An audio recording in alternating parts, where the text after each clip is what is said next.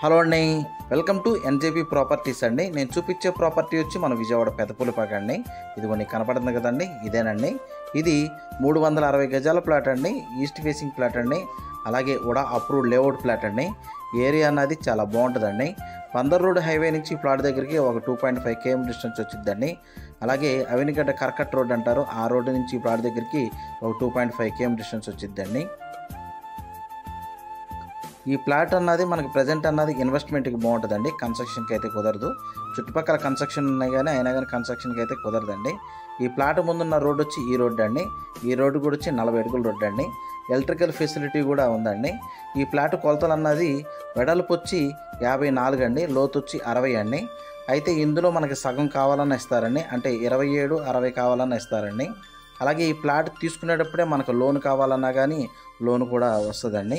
వీళ్ళు కాస్ట్ అన్నది గజం అన్నది 21,000 చెప్తున్నారండి, కొంత నెగోషియబుల్ ఉంటుందండి.